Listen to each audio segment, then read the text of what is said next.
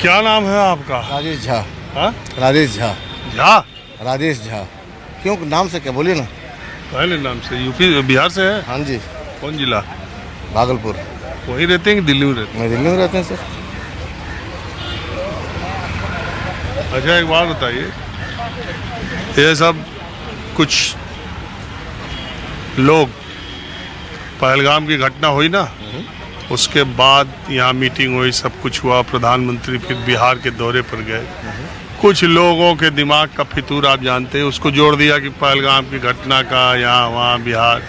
आपको ये जो हर चीज़ में राजनीति घुसा देते हैं, इसको आप कैसे देखते हैं? ये गलत है सर, लेकिन ये जो हुआ ये बहुत ही गलत हुआ।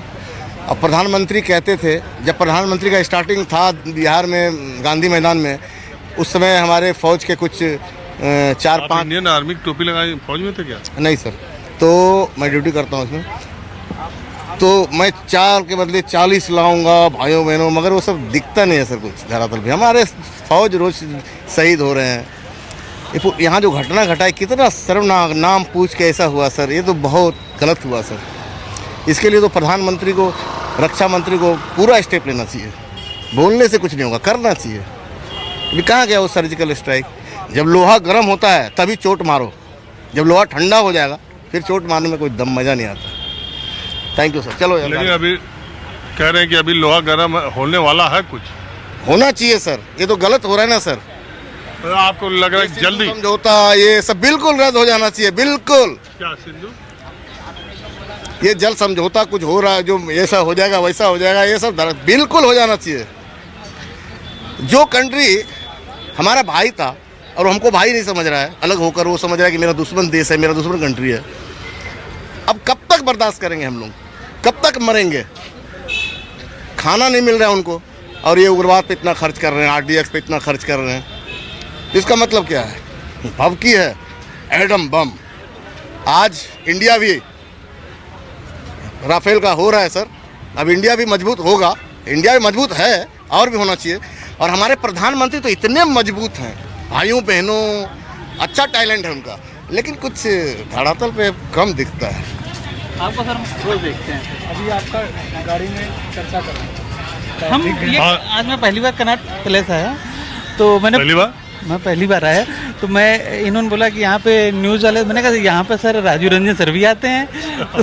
कभी कभी आते हैं। वैसे तो हम बाहर रहते हैं, लेकिन दिल्ली में रहते हैं तो कनॉट प्लेस कॉफ़ी होम 2-4 दिन पे आते हैं। आपका नाम क्या है? जी, मेरा नाम धर्मवीर सिंह है। मैं उत्तर प्रदेश का रहने वाला हूँ। कानपुर से हूँ मैं। अरे आज कानपुर वाले कई टकरा गए हम जी। तो मैं तो अच्छा, देश में अमूमन मैं वैसे तो सोच रहा था कि और भी मुद्दों पर चर्चा करूं, लेकिन सबसे ज़्यादा चर्चा मुझे लग रहा है अभी भी पहलगाम पर ही हो रही है, और होनी भी चाहिए सर। हाँ बिल्कुल। क्योंकि जी बिल्कुल, ये मुद्दा नहीं, ये एक तरीके से हमारे जो देश में हमारे जो नौजवान साथी ज़्यादातर वहाँ पे थे, जो घूमने और परिवार के साथ एंजॉय करने गए थे, जिन्होंने सपने में नहीं सोचा होगा कि ये मेरा आखिरी क्षण होगा, और उनके साथ ये आघात हुआ, उनके परिवार, उनकी पत्नियों के साथ। तो वो बहुत ही निंदनीय और बहुत ही क्रूर विषय है, जिस पे हर एक देशवासी को बात नहीं, उसके बारे में बहुत विचार करने वाला है कि ऐसे कैसे। लगता है सरकार ने अभी तक जो कदम उठाया वो सही दिशा में चल रहा है? मेरा जो अपना व्यक्तिगत उद्देश्य है और जो व्यक्तिगत विचार है, सरकार, कोई भी सरकार आवेश में आके, कि ये विकसित देश है, आवेश में आके हम क्रूर तरीके बिल्कुल आके, और जो वो तो एक पाकिस्तान की स्थिति अभी अगर देखी जाए, अगर वास्तविकता देखा तो उसकी जड़ें वैसे भी हिली हैं। ना विकास है, ना किसी तरीके का उनका मुद्दा है, ना कोई उद्देश्य है उनके देश का। तो उनके लिए एकदम उनका जो बोलते हैं एक्शन और रिएक्शन कर देना, ये हमें नहीं लगता कि ये एक बुद्धिमत्ता का विषय है। जैसे हम राजनीति में अमित शाह जी को चाणक्य कहते हैं, वैसे डिफेंस सिक्योरिटी सिस्टम में अजीत डोभाल जी जो पाकिस्तान में रहे, उनकी स्थितियों को समझा, तो वो एक चाणक्य, और वो उनके विचार, उनकी चीज़ें बहुत ही कूटनीतिक तरीके से चल भी रहा है। देश की जो तैयारियां हैं, तो ये भी कह रहे हैं कि यार वहाँ इंटेलिजेंस का, वहाँ लोकल लेवल पे इतने टूरिस्ट नहीं, तो सर मैं इसके लिए कहना चाहूँगा, आप भी देश में हर जगह जाते हैं, सारी चीज़ करते हैं, अगर इंटरनेशनल सिस्टम पे देखा जाए तो हम लोग, इजराइल यहूदियों का देश है, उसकी इंटेलिजेंस मोसाद के बारे में बहुत तारीफ करते हैं, वहाँ भी तो हुआ। तो सर कहीं ना कहीं इंटेलिजेंस 100% नहीं हो सकती। जब ये मेरा एक व्यक्तिगत विचार है सर। ये आपकी बात सही है, ये मैंने भी कई बार कहा है कि यूएस एयर स्पेस से ज्यादा सिक्योरिटी किसकी है, तब भी वहाँ वर्ल्ड ट्रेड टावर हो गया।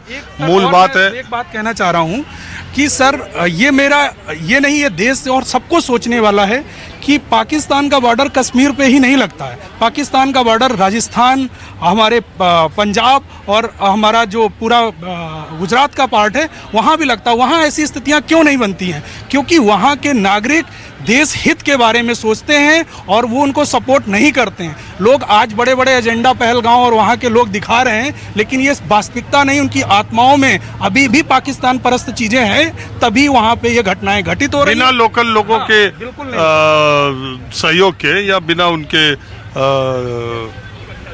खुफिया जानकारी के ये संभव थोड़ी होता है, ऐसे थोड़ी। उसके 2-4 दिन पहले ही वहाँ पर लोकल में ही आया था कि कुछ मिलिटेंट्स ने कई लोगों के मोबाइल भी छीने और वो काफ़ी चर्चाएं आई थी उसमें।